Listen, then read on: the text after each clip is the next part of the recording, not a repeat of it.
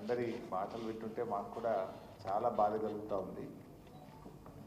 అయితే ముందు రెండు విషయాలుగా ఈ అంశాన్ని డీల్ చేద్దాం. ఒకటి, డెఫినెట్గా మేము మీ దగ్గరికి కూడా వస్తాం, శాసనసభ్యుల బృందం మీ కాలనీకి వస్తాం, చూసి మీ అందరికీ కూడా ధైర్యాన్ని చెప్తాం. రెండవది, బీఆర్ఎస్ పార్టీ తరఫున లీగల్గా కూడా వి విల్ సపోర్ట్ యూ. మా లీగల్ సెల్ అడ్వకేట్ లలిత గారు ఇక్కడ ఉన్నారు, వారి నంబర్ కూడా మీకు ఇస్తారు. Please note down her number. A team of advocates, Kalyan కూడా వచ్చిన రైట్, కళ్యాణ్ గారు కూడా ఉన్నారు, మా అడ్వకేట్ కళ్యాణ్ గారు కూడా వచ్చారు. A team of advocates will support you. ఎందుకంటే ఆయన తమ్ముడికేమో నోటీస్ ఇచ్చి కోర్టుకు వెళ్ళి స్టే తెచ్చుకోవడానికి 45 రోజులు టైం ఇచ్చారు. కానీ పేదవాళ్ళకు మాత్రం రాత్రికి రాత్రి వచ్చి బుల్డోజర్లు పెట్టి కూలగొడుతున్నారు. అంటే పేదవాడికి ఒక న్యాయం, నీ కుటుంబ సభ్యులకు ఒక న్యాయం అన్నట్టుగా తయారైపోయింది ఈ రాష్ట్రంలో. అందువల్ల మా లీగల్ సెల్ అడ్వకేట్స్ కూడా, ఎందుకంటే మీరందరూ మాట్లాడుతుంటే మేము విన్నాం, మీకు రిజిస్ట్రేషన్ ఆఫీస్లో ల్యాండ్ రిజిస్టర్ అయ్యి కొనుక్కున్నారు, కష్టార్జితం డబ్బులతో కొనుక్కున్నారు. మున్సిపాలిటీకి వెళ్ళి అప్లై చేస్తే ఫీజు తీసుకొని మున్సిపల్ పర్మిషన్ ఇచ్చారు. తర్వాత మీరు ఇల్లు కట్టుకోవడానికి బ్యాంకుకు వెళితే ఆ డాక్యుమెంట్స్ పరిశీలించి బ్యాంకు మీకు లోన్ ఇచ్చింది. ఇల్లు కట్టుకున్న తర్వాత మున్సిపల్ ట్యాక్స్ కడుతున్నారు, విద్యుత్ కనెక్షన్ తీసుకొని బిల్లు కడుతున్నారు, వాటర్ కనెక్షన్ తీసుకొని బిల్లు కడుతున్నారు. అన్నీ కూడా ప్రభుత్వమే. మీకు ప్రభుత్వాలు మారచ్చు, ఒకప్పుడు కాంగ్రెస్ ఉండొచ్చు, మధ్యలో తెలుగుదేశం ఉండొచ్చు, తర్వాత బీఆర్ఎస్ ఉండొచ్చు, తర్వాత కాంగ్రెస్ ఉండొచ్చు. Government is a continuous process. A government అయినా కొత్త నిర్ణయాలు తీసుకుంటే అది ప్రాస్పెక్టివ్ ఉండాలి తప్ప రెట్రాస్పెక్టివ్ ఉండకూడదు. మరి గతంలో మీ కాంగ్రెస్ ప్రభుత్వం అధికారంలో ఉన్నప్పుడు 1993లో కూడా ఇల్లు కట్టుకున్నామని ఒక సోదరిమని చెప్పింది. మరి అప్పుడు కాంగ్రెస్ గవర్నమెంటే ఉంది కదా, అంతకుముందు నువ్వు ఉన్న తెలుగుదేశం ప్రభుత్వమే ఉంది కదా. అప్పుడున్న ప్రభుత్వాలు అనుమతి ఇచ్చినప్పుడు, లోన్లు తీసుకున్నప్పుడు, ఇప్పుడు తిరిగి వాటిని కూల్స్తామంటే అది అన్యాయం, అది అక్రమం, విచ్ ఈజ్ నాట్ కరెక్ట్. అయినా నువ్వు చేస్తున్న గొప్ప పని ఏంటి? సుందరీకరణ. ఇప్పుడు కేసీఆర్ గారు మిషన్ భగీరథ పెడితే ప్రతి ఇంటికి త్రాగునీరు ఇవ్వడం కోసం ఒక ప్రాజెక్టు చేసిందంటే ప్రజలకు ఉపయోగపడ్డది. లేదు, ఒక కాళేశ్వరం ప్రాజెక్టు కడితే కొన్ని లక్షల ఎకరాలకు త్రాగునీరు, సాగునీరు అంది, కొన్ని లక్షల రైతుల కుటుంబాలకు మేలు జరిగింది. నువ్వు ఏంటి ఇప్పుడు మూసీలో గోదావరి నీళ్లు బారిస్తా అంటే నువ్వు పారిచ్చేది గోదావరి నీళ్లు కాదు చెల్లి అన్నట్టు ఈ పేద మధ్యతరగతి ప్రజల రక్తం బారిచ్చేటువంటి ప్రయత్నం చేస్తున్నావు. వీళ్ళ కన్నీళ్లు బారిస్తున్నావు. మూసీలో గోదావరి నీళ్లు కాదు, ఈ పేదల కన్నీళ్లు బారిచ్చేటువంటి ప్రయత్నం చేస్తున్నావు. నీ హైడ్రా అంటే ఓ హైడ్రోజన్ బాంబులాగా అయిపోయింది, ఎవరికి నిద్ర లేకుండా అయిపోయింది. ఏ రాత్రి ఏమవుతుందో అని చెప్పి ఆ సోషల్ మీడియాలో కొన్ని ఇల్లు కూలగొడుతున్న దృశ్యాలు చూస్తే అసలు మా ఇల్లు ఏమవుతుంది అనేటువంటి ఒక ఆందోళనలో ఉన్నారు. ఆ బాధ అనుభవించేవాడికి తెలిస్తే తప్ప రేవంత్ రెడ్డికి తెలియట్లేదు. రేవంత్ రెడ్డి ఒక చిన్న లాజిక్ మిస్ అవుతుంది. పేదలకు, మధ్యతరగతి ప్రజలకు మేలు చేస్తే వాళ్ళు దీవెనలు ఇస్తారు, కానీ ఆ పేదల మధ్యతరగతి ప్రజల ఉసురు తీస్తే వాళ్ళు శాపనార్థాలు పెట్టారనేటువంటి లాజిక్ ఆయన మిస్ అవుతా ఉన్నారు. చెయ్యి, నువ్వు మంచి పని చెయ్యి, ప్రజలకు పని, దేవుడు నీకు అవకాశం ఇచ్చాడు. ఈ కూలగొట్టుడేంది? ఈయనకు ఈ రేవంత్ రెడ్డిది గత కొంతకాలంగా చూస్తే కూల్చడం తప్ప కట్టడం తెలవదా ఈ మూర్ఖుడికి అనిపిస్తూ ఉంది. అన్నీ కూల్చుడే, ఎక్కడ పోయినా కేసులు, కూల్చుడు, అక్రమాలు తప్ప ఒక పేదలకు పనికొచ్చే పని, ప్రజలకు పనికొచ్చే పని ఆయన ఎక్కడ కూడా చేయట్లేదు. నేను ఐ వుడ్ లైక్ టు, మా మిత్రుడు ఇందాక ఒక ఎన్ఆర్ఐ లండన్ నుంచి, యూకే నుంచి వచ్చిన నాయుడు గారు మాట్లాడారు. రాహుల్ గాంధీ గారిని కూడా నేను అడుగుతా ఉన్నా, బుల్డోజర్ రాజ్ అని చెప్పి ఆడపోయి ప్రచారం చేస్తున్నాడు. హర్యానాలో ఎన్నికలు జరిగేటువంటి చోట్ల బుల్డోజర్ రాజ్ నహీ చలేగా అంటుండు. ఫిర్ క్యా హో రా తెలంగాణ में आज बुलडोजर का राज चल रहा है. राहुल गांधी जी ने क्या करना है? तुम जाके उधर नॉर्थ इंडिया में भाषण दे रहे कि बुलडोजर राज नहीं चलेगा, लेकिन आज तेलंगाना में तुम्हारा सीएम रेवंत रेड्डी बुलडोजर राज चला रहा. पहले इनको रोको. वहां भाषण देने से पहले तुम्हारा सरकार में, तो आपकी कांग्रेस सरकार में, जहां पर आज गरीब लोगों का मकाना गिरा रहे, यहाँ आके बुलडोजर को रोको तुम. यहाँ रोकने के बाद वहां बात करना, नहीं तो कोई आपका बात को कोई मानने वाले नहीं रहते. ఇలా ఆయన ఆలోచించాలి కదా. ఆయన పోయి దేశమంతా తిరిగి బుల్డోజర్ రాజ్యం నడవది అంటున్నాడు. మరి నీకు రేవంత్ రెడ్డి చేసే బుల్డోజర్ రాజ్యాన్ని ముందు ఆపాలనా వద్దా? నువ్వు ఆపకుండా మహారాష్ట్రలో, హర్యానాలో, జార్ఖండ్లో పోయి నువ్వు ఉపన్యాసాలు ఇస్తే ప్రజలు నిన్ను ఎట్లా నమ్మాలి? ఏ విధంగా నమ్ముతారు? నువ్వు ఆపు, ముందు తెలంగాణలో బుల్డోజర్ రాజుని ఆపు, ఈ అన్యాయాన్ని ఆపు, ఈ పేదల కష్టాలని ఆపాలని చెప్పి నేను రాహుల్ గాంధీ గారిని కూడా ఈరోజు ఇక్కడ నుంచి డిమాండ్ చేయడం జరుగుతూ ఉంది. నిజంగా మీరు మాట్లాడారు, పాపం ఒక సోదరిమణి ఇందాక మాట్లాడుతూ ఇంకా 2035 వరకు మేము ఈఎంఐ కట్టాలి అన్నారు. నువ్వు ఇల్లు కూలగొడితే ఆ ఈఎంఐ ఎక్కడ కట్టాలి? కొత్త ఇల్లు కిరాయికి తీసుకొని ఎక్కడ బతకాలి? ఆ కుటుంబం ఏమవుతుంది? ఇల్లు అనేది ఇల్లు కట్టి చూడు, పెళ్లి చేసి చూడు అనే ఒక సామెత ఉన్నది. జీవితంలో ఒకేసారి ఇల్లు కడతారు, ఒకేసారి పెళ్లి చేసుకుంటారు. ఎంత ఉన్నవాడికైనా కలిగిన వాడికైనా ఇల్లు కడితే అప్పులు అవుతాయి, పెళ్లి చేస్తే అప్పులు అవుతాయి.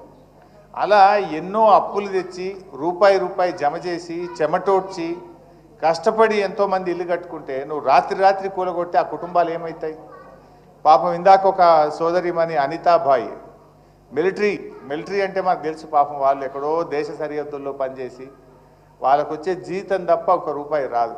ఒక పూట తినక రూపాయి దాచిపెట్టుకొని హైదరాబాద్ పేరు బాగుంది, హైదరాబాద్ ఇమేజ్ బాగుంది, హైదరాబాద్కు పోయి సెటిల్ అయితే మా పిల్లలు బాగుపడతారు, నా పిల్లలు బాగా చదువుకుంటారని కేసీఆర్ గారు గతంలో ప్రభుత్వాలు హైదరాబాద్ ఇమేజ్ పెంచితే ఆ ఇమేజ్ మీద వాళ్ళు ఎక్కడెక్కడోళ్ళు వచ్చి హైదరాబాద్లో సెటిల్ అయితే ఎందుకు వచ్చాంరా ఈ హైదరాబాద్కు అని ఆమె ఏడ్చే పరిస్థితి తెచ్చింది రేవంత్ రెడ్డి ప్రభుత్వం యొక్క తుగ్లక్ నిర్ణయాల వల్ల.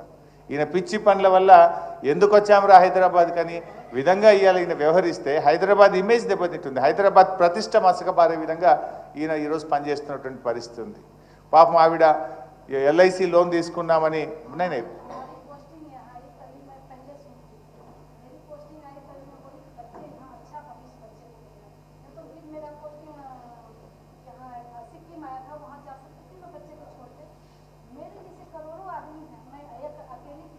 नहीं आप अच्छा बोले, आप सबके लिए पूछ रहे, आपके लिए नहीं, समझ गए? आप मिलिट्री के हैं ना, पूरा देश के लिए सोचते जैसा आप भी सबके लिए सोच रहे.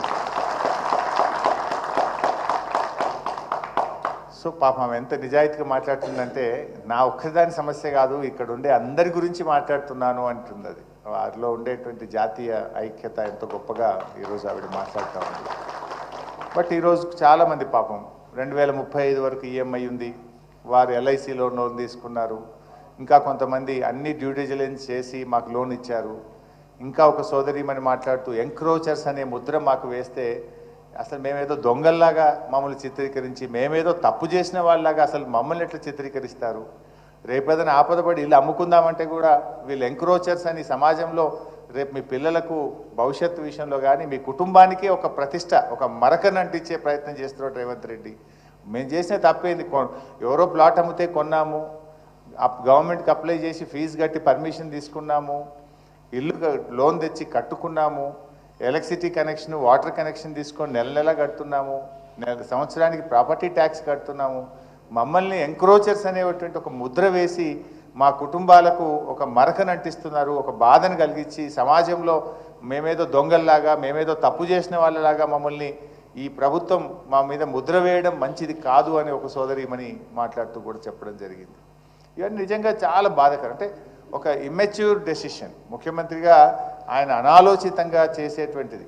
ఇప్పుడు ముందేమో నాలాలో ఉన్న వాళ్ళని కూలగొడతాం, తర్వాత బఫర్ వాళ్ళ దగ్గరికి వస్తాం అంటే ఒక తలా తోకలేని విధంగా చేస్తూ ఉన్నాడు. నిజంగా నువ్వు డెవలప్ చేయదలుచుకుంటే చెయ్యి, కానీ ఈ పేదలు ఉసురు పోసుకొని చేయాల్సిన అవసరం లేదు, బఫర్లోకి పోవాల్సిన అవసరం లేదు. నువ్వు చెరువు వితిన్ దాంట్లో చేసే ప్రయత్నం చేయి. ఐ డిమాండ్ రేవంత్ రెడ్డి, దయచేసి మీరు అఖిలపక్షం పిలవండి, అన్ని రాజకీయ పార్టీలను పిలిచి మాట్లాడిన తర్వాతనే మూసీ మీద ముందుకు పోవాలని చెప్పి నేను రేవంత్ రెడ్డి గారి ప్రభుత్వాన్ని డిమాండ్ చేస్తూ ఉన్నా. రాష్ట్రంలో అందరి ఒపీనియన్స్ తీసుకో. డెవలప్మెంట్ చేయడానికి ఇంకా చాలా ఇష్యూస్ ఉన్నాయి మనకు చేయడానికి. ఇలా కేసీఆర్ గారు ఉంటే హైదరాబాద్లో ఎన్నో ఫ్లైఓవర్స్ కట్టినారు, అండర్ పాస్లు కట్టినారు, ఐటీ తీసుకొచ్చారు, ఇండస్ట్రీ తీసుకొచ్చారు, మంచినీటి సమస్య పరిష్కరించారు, కరెంటు సమస్య పరిష్కరించారు, సీసీ కెమెరాలు పెట్టారు, లా అండ్ ఆర్డర్ బాగా తెచ్చి ప్రజలకు రక్షణ కల్పించారు, ఎస్టీపీలు కట్టి మూసీని శుద్ధి చేసి స్వచ్ఛమైన నీళ్లు మూసీలో వెళ్ళే విధంగా చేశారు. కానీ ప్రజల్ని నొప్పించే ప్రయత్నం చేయొద్దు కదా. అభివృద్ధి అనేటువంటిది పేద ప్రజల కన్నీళ్ళ మీద అభివృద్ధి జరగకూడదు. అభివృద్ధి అనేది ప్రజలకు మేలు చేసే విధంగా ఉండాలి, పేదలకు సహాయం చేసే విధంగా ఉండాలి. కానీ పేదల ఉసురు పోసుకునే విధంగా వాళ్ళు నేను ఒక అమ్మ చనిపోయినట్టుగా పేపర్లు చదివాను, ఏం పేరు అంజలి అంజలి కాదు, పెద్దమ్మ ఒక ఆమె, ముగ్గురు బిడ్డల కోసం బుచ్చవ్వ. సో అమ్మ పాపం ముగ్గురు బిడ్డలకు ఇల్లు కట్టించిందట, పెళ్ళిళ్ళు చేసింది. ఆ ఇల్లు కూలగొడితే నా బిడ్డల భవిష్యత్తు ఏమవుతుంది, అల్లుళ్ళు ఏమంటారు అనే బాధకు తట్టుకోలేక ఉరేసుకొని చనిపోయింది. ఇది బుచ్చమ్మ ఆత్మహత్య, ఇది రేవంత్ రెడ్డి ప్రభుత్వం చేసిన హత్య. ఇది అనాలోచిత తుగ్లక్ నిర్ణయాల వల్ల ఈ అమ్మ ఆత్మహత్య చేసుకోవాల్సి వచ్చింది. ఇంకొక చెల్లె కూడా గుండెపోటుతో చనిపోయింది. ఇల్లు కూలగొడితే అన్న వాళ్ళ ఇంటికి పోయి అక్కడ ఉండి గుండెపోటుతో ఒక అమ్మాయి చనిపోయినట్టుగా కూడా పేపర్లో చదివాం. ఇందాక ఒక అమ్మ మాట్లాడుతూ కూడా అంటుంది, ఎప్పుడు గుండె అయిపోతుందో, రాత్రి మళ్ళీ తెల్లారుతుందా లేదా, అసలు నిద్ర మేము లేస్తామా లేవమంత భయంతో బతుకుతున్నాం బిడ్డ అంటుంది అమ్మ.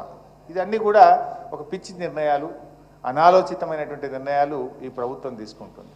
నిజంగా చెప్పాలంటే హైడ్రా హైడ్రా అంటున్నాడు. ఆయన 6 గ్యారంటీలు అమలు చేస్తా అని చెప్పారు. 100 రోజుల్లో 6 గ్యారంటీలు ఇస్తామని బాండ్ పేపర్ల మీద ఇచ్చారు.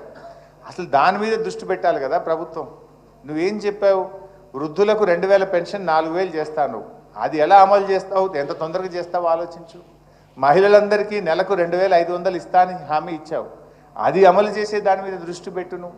రైతులకు 7500 వాళ్ళకు రైతు భరోసా ఇస్తా అన్నావు, దాని మీద నువ్వు దృష్టి పెట్టే ప్రయత్నం చేయి. 2 లక్షల ఉద్యోగాలు ఇస్తాం ఒక సంవత్సరంలోగా అన్నావు, ఆ 2 లక్షల ఉద్యోగాలు ఇచ్చే దాని మీద నువ్వు దృష్టి పెట్టు. ప్రజలకు నువ్వు ఎన్నో హామీలు ఇచ్చావు, ఇచ్చిన హామీల మీద దృష్టి వదిలిపెట్టి పేదల ఇండ్లు కూలగొడతా అని హైడ్రా పట్టుకొని బయలుదేరిండు. నువ్వు చేయాల్సిన పని ఏంది? నువ్వు ప్రజలకు ఎన్నో హామీలు ఇచ్చావు, నువ్వు 100 రోజుల్లో చేస్తా అన్నావు, మొదటి రోజే సంతకం పెడతా అన్నావు. అవి మరిపించడానికి పొద్దున్న లేచి టీవీ పెడదామంటే కూలగొట్టుడే కనబడుతుంది, ఇంకేమన్నా కనబడుతుందా? ఇవాళ కొన్ని లక్షల మంది ప్రజలు మలేరియా, డెంగ్యూ, చికెన్ గున్యాతో బాధపడుతున్నారు. అసలు పారిశుద్ధ్యం పడకేసింది రాష్ట్రంలో. చెత్త చెదారం ఎత్తక గ్రామాల్లో పట్టణాల్లో మురికి కూపాలైపోయి ప్రజలు రోగాల బారిన పడుతుంటే దాని గురించి పట్టించుకునే టైం రేవంత్ రెడ్డికి లేదట. ఇవాళ ప్రజలు ఎంత బాధపడుతున్నారు, అది ఇడిచిపెట్టి కూలగొడతా అని తిరుగుతాడు. ఒక ముఖ్యమంత్రిగా ప్రజల ఆరోగ్యం మీద దృష్టి పెట్టు, పారిశుద్ధ్యం మీద దృష్టి పెట్టు. ఇలా హాస్టళ్లలో పిల్లలు పోతే ఎస్సీ ఎస్టీ బీసీ హాస్టల్లో అన్నం పెడతలేరు, పురుగులు అన్నం పెడితే పిల్లలు రోడ్ల మీదకి వస్తున్నారు, చదువులు దెబ్బతింటున్నాయి, పిల్లల భవిష్యత్తు దెబ్బతింటున్నది. ఆ ఎస్సీ ఎస్టీ బీసీ పిల్లల గురించి ఆలోచించడానికి ఈయనకు టైం లేనట్టుంది, కానీ ఈయన అనవసరంగా కూలగొట్టే దాని మీద పెడతా ఉన్నాడు. ఏంది బిడ్డ?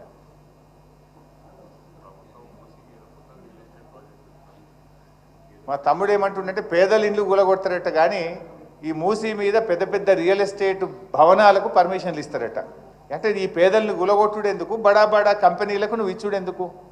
అంటే పేదల ప్రాణాలు తీసి నువ్వు కంపెనీలు కడతావా, నువ్వు రియల్ ఎస్టేట్ వ్యాపారం చేస్తావా? This is all not correct. So డెఫినెట్గా మీకు 3 విషయాలు మేము మీకు హామీ ఇస్తా ఉన్నాం.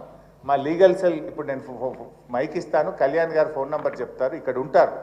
రౌండ్ ద క్లాక్ 24 గంటలు న్యాయవాదుల బృందం తెలంగాణ భవన్లో ఉంటుంది. మీకు ఎందుకంటే ఒక్కొక్కరిగా మీరు వెళ్ళి కేసులు వేయాలంటే వేయలేరు, మీకు అనుభవం తక్కువ ఉంటుంది. తప్పకుండా న్యాయపరంగా హైకోర్టు నుంచి రక్షణ కల్పించడానికి మా న్యాయవాదుల బృందం మీకు పూర్తిగా సహకరిస్తుంది. ఇక్కడే భవన్లోనే ఉంటారు, మీరు ఎవరైనా రావచ్చు, కలవచ్చు, మీరు పేపర్స్ ఇవ్వండి, మేమే మీ తరఫున న్యాయ పోరాటం చేసి మీకు రక్షణ కవచంగా మేము నిలబడతాం. 2, మా శాసనసభ్యుల బృందం కూడా మీ దగ్గరకు వస్తాం. ఇలా కేటీఆర్ గారికి జ్వరం ఉంది బాగా, బట్ మా ఎమ్మెల్యేస్ టీం కూడా మీ దగ్గరకు వస్తాం, వచ్చి విజిట్ చేసి మీకు భరోసా కల్పించి ప్రభుత్వం మీద ఒత్తిడి పెంచేటువంటి ప్రయత్నం కూడా చేస్తాం. 3వది, ప్రభుత్వం కూడా ఇలాంటి నిర్ణయం కొన్ని వేలు, ఒక ఇల్లు 2 ఇల్లు కాదు, వాళ్ళకు 10-12 వేలని బయలుదేరినారు, కానీ 20-25 వేల ఇండ్లు ఉంటాయి అంటున్నారు. ఈవెన్ మూసీ లోపల ఉండేటువంటి వాళ్ళు కూడా ఈరోజు ఉదయం ఎవరో నాకు ఫోన్ చేశారు, మేము ఒక ఇంట్లో 3 కుటుంబాలు ఉంటాం సార్, వాడు ఒక డబుల్ బెడ్రూమ్ ఇస్తా అంటే మేము ఎట్లా బతుకుతాం సార్, మేము ఇక్కడ 3 కుటుంబాలు 3 రూమ్లు వేసుకొని బతుకుతున్నాం, ఇల్లుకు ఒక ఇల్లు ఇస్తామంటే మరి మేము ఎట్లా బతకాలి అని చెప్పి అతను ఒక అబ్బాయి ఎవరో నాకు ఫోన్లో మాట్లాడుతూ ఉండే. ఇంకోటి ఏంటంటే డబుల్ బెడ్రూమ్ ఎక్కడో నువ్వు ఊరవతలు ఇస్తావు, నీ పిల్లలు ఇక్కడ చదువుతూ ఉంటారు, నీ ఉద్యోగం అక్కడెక్కడో పక్కనే పని చేసుకుంటూ ఉంటారు. అఫ్కోర్స్ మీరేమో మిడిల్ క్లాస్ ఉన్నట్టున్నారు, బట్ పేదవాళ్ళు కొంతమంది ఆ మూసీలో ఉండేవాళ్ళు ఆ దగ్గర ఇళ్లలో పని చేసుకుంటుంటారు, ఆటో నడుపుతుంటారు, రిక్షా దొక్కుతుంటారు, హమాలీ పని చేస్తుంటారు, లేదా అక్కడ ఏదో చిన్న చిన్న షాపుల్లో వెల్డింగ్ షాపుల్లో ఇంకెక్కడో పని చేస్తుంటారు. నువ్వు ఎక్కడో 30 కిలోమీటర్ల దూరంలో డబుల్ బెడ్రూమ్ ఇస్తే అక్కడి నుంచి ఇక్కడ రావడం ఎలా, బతకడం ఎలా, ఆ పిల్లలు ఎక్కడ చదువుకోవాలి? ఇవన్నీ ఆచరణ సాధ్యం కానటువంటివి, ప్రాక్టికల్గా నాట్ పాసిబుల్. అంటే ఇవన్నీ కూడా బతుకుదెరువు నువ్వు కూడా నడవాలి కదా. నువ్వు ఎక్కడో ఇల్లు తీసి పడేస్తే 30 కిలోమీటర్ల దూరం ఇల్లు ఇస్తా అంటే ఆయన బతికేలా నడవాలి? అక్కడ పని దొరుకుతుందా? అక్కడ ఉపాధి దొరుకుతుందా? అక్కడ కొత్తగా ఉద్యోగం దొరుకుతుందా? ప్రాక్టికల్గా అది ఎలా సాధ్యమవుతుంది? ఇవన్నీ కూడా ప్రభుత్వం ఆలోచించాల్సిన అవసరం ఉంది. బట్ పర్టికులర్లీ మీరందరూ కూడా ముఖ్యంగా అప్పులు తీసుకొని ఇల్లు కట్టుకున్నటువంటి వాళ్ళు, మీ అందరికీ బ్యాంకుల్లో ఈఎంఐలు ఉన్నాయి. ఇప్పుడు బ్యాంక్ వాడు ఏమంటాడు, ఖచ్చితంగా నీ ఇల్లు కూలిపోతే నాకేం సంబంధం, నువ్వు మాత్రం ఈఎంఐ కట్టాల్సిందే అంటాడు బ్యాంక్ వాడు. ఈఎంఐ ఎక్కడ కడతాము? కొత్తగా ఇల్లుకి ఎక్కడ కిరాయికి తీసుకుంటాము? పిల్లల ఫీజులు ఎక్కడ కడతాము? ఈ ఇల్లు ఎట్లా గడుస్తుంది? అసలు మొత్తం కుటుంబం కొలాప్స్ అవుతుంది. ఈ తుగ్లక్ పనుల వల్ల ఏమైందంటే మొత్తం జీవితం, ఒక కుటుంబం మొత్తం కొలాప్స్ అవుతుంది. జీవితం అనేది ఒక కళ. ప్రతి మనిషి కూడా తన జీవిత లక్ష్యంలో ఎన్నో కళలు కానీ ఒక్కొక్క రూపాయి ఖర్చు పెట్టి కాపాడుకొని కష్టపడి తన జీవితాన్ని నిర్మించుకుంటారు. ఈయన తుగ్లక్ చర్యల వల్ల ఒకే రోజు కొన్ని వేల జీవితాలను కుప్పగూల్చే విధంగా వ్యవహరిస్తూ ఉన్నాడు. డెఫినెట్గా మేము మీతో ఉంటాం, భయపడొద్దు. మీరు ఫోన్ చేస్తే కూడా మేము వచ్చి మీకు అండగా తప్పకుండా నిలబడతాం. ఎట్టి పరిస్థితుల్లో మీకు ఇబ్బంది రాకుండా చూసుకుంటాం. మీరు ధైర్యాన్ని కోల్పోవద్దు. దయచేసి ఎవరు కూడా తొందరపడి ఎక్కువ టెన్షన్ తీసుకుంటే స్ట్రెస్కు లోనై ఇబ్బందులు జరుగుతాయి. మీరు ఎక్కువ టెన్షన్ కూడా తీసుకోవద్దు. We're all with you. ఇది మీ ఇల్లు అనుకోండి, మీ మీ మీ ఫ్యామిలీ అనుకోండి, ఎప్పుడైనా మా తలుపులు తెరిచే ఉంటాయి. Any time you can come here. Our legal cell will be there and మా టీం కూడా ఉంటుంది. తొందరలోనే మేము మీ అందరం కూడా మీ దగ్గరకు వచ్చి మీ ప్రాంతాన్ని అంతా కూడా చూసి ప్రభుత్వం దృష్టికి తీసుకువెళ్ళి ఈ బఫర్ జోన్లో ఉన్నటువంటి వాళ్ళను ఇబ్బంది పెట్టకుండా తప్పకుండా మా